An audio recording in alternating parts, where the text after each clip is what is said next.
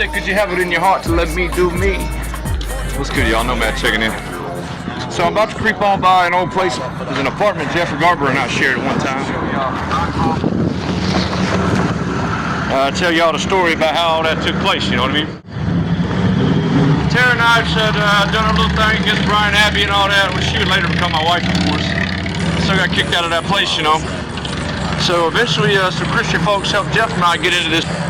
At one time, these were commercial buildings turned into apartments. A 2-bedroom apartment. You know, Jeff had a room, I had a room, and I had a little old office that converted to a kitchen/bathroom. And this is where it once stood, right about here. The door would have opened up to the street about right here. So I had a commercial door that went out. Jeff had a room over here. And the kitchen/bathroom was right over in this area. So just bear with me, let me tell the story. I was a chronic alcoholic. I drank every day. I blew my whole paycheck. This was a Sunday, you know. I think I even went to the Eagles and drank some whiskey that day. So I stayed up the whole night, man, thinking like, damn, man, I'm tired of being what I am and who I am. I'm tired of working for the man. $8.25 an hour, all that horse. So I got to looking around. I was like, well, hell, used to be a place of business there. It's like old dentist's office or something. Shoot, I'm gonna be an entrepreneur. I'm gonna start my own business, you know what I mean? So I decided, you know, I'm gonna got roulette tables, gonna have a poker table, beer on tap, beer deliveries.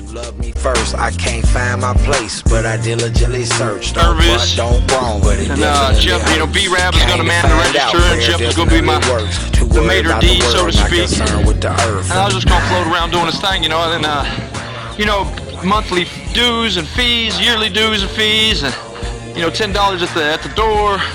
I even had an old girl here I thought was gonna do some business with me, you know. Sometimes you gotta have a strong pimp hand, I guess, you know, or a weak one. So anyways, I stayed up all night plotting it out, man, where the cash register is gonna be. The you know how many brothers locked up in the pen got the acronym tattooed in their skin? It's bigger than me, it's an identity. May not mean to you what it mean to me. Some I ride for, some I die for, some I step out, lay down my life for. Wife, you ain't feeling me yet, we'll put it on everything. Hit him, he pulled up with Chris in the mix. This shit crazy, about to hit him with bricks. I was gonna turn it into like the Eagles, you know, but I was gonna make it my own. And so up all night, man, drinking whiskey, getting drunk, slap drunk. Jeff wake up at 6, gotta go to the store, get some more beers, and I tell him the whole damn thing. I tell him the whole story. This is what I want to do, bro. And you know, of course, Jeff being Jeff, you know, he's down for the crime. So we go over here to the library. The library just walked past it right there. We walk right across the way. And commenced to write an advertisement / flyer, and the heading at the top said Neody Hose. It's gonna be the name of the business, Neody Hose.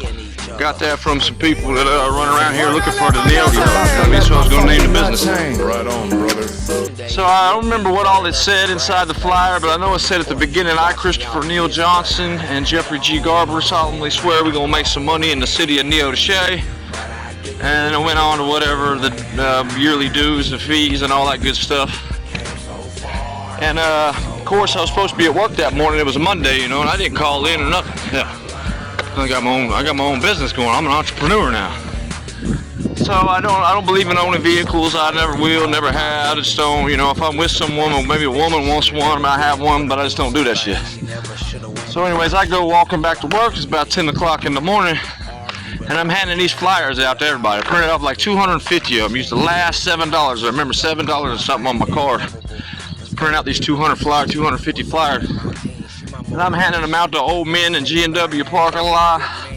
Freaking everywhere. Old men mowing their yard.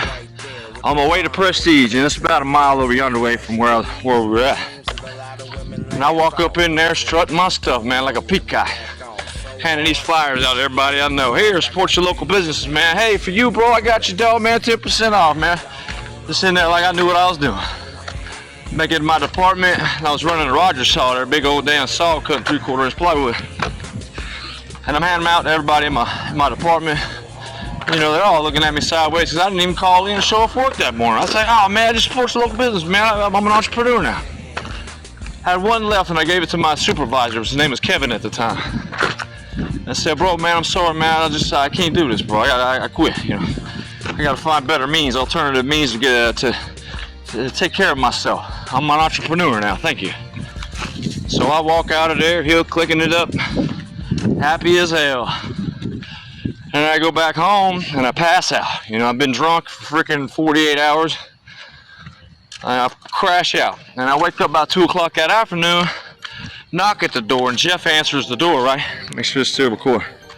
Jeff answers the door, and I remember hearing my name. Somebody said my name, so I woke up, perked up. And I get up and I go to the door and peek my head around the door, and it's, you know, Jeff's already standing there, and it's a police officer at the door. He said, yeah, you Christopher Johnson? I said, yes, sir, I am. I said, you know, if I see one of these flyers, see another one of them, you know, I'm about to arrest you for solicitation of prostitution. And then he commits to telling me about all these ABC laws and having to go for the city council and all that fun stuff that I guess you got to do in order to be an entrepreneur. Blah, blah, blah. I don't want to grow up because I'm a Neo-Ho's kid.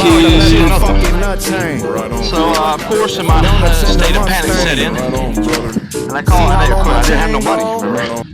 So I called my brother Dave and say, Dave, man, you gotta get me the fuck out of here, bro. I'm gonna go to jail, bro. You gotta help me. So he bought me a bus ticket and I went back to Mississippi, and all kinds of hell ensued down there too.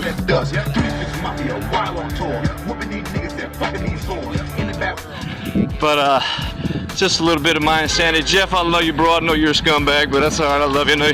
Hopefully you ain't drinking that mouthwash in the morning anymore. I'm trying to get my shit together too, bro. How you doing, man? So, yeah, that's that. I thought I'd let y'all know. How you doing, sir? You can smile, man. Life's too short, bro. Love you, man. In the name of Jesus, man. So, yeah, I just figured I'd let y'all know about that little hoorah in my life. I ain't always been no saint. Never will be one.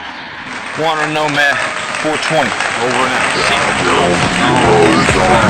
Get all up for the 10 times, 10 day being. It's important I let my nuts hang.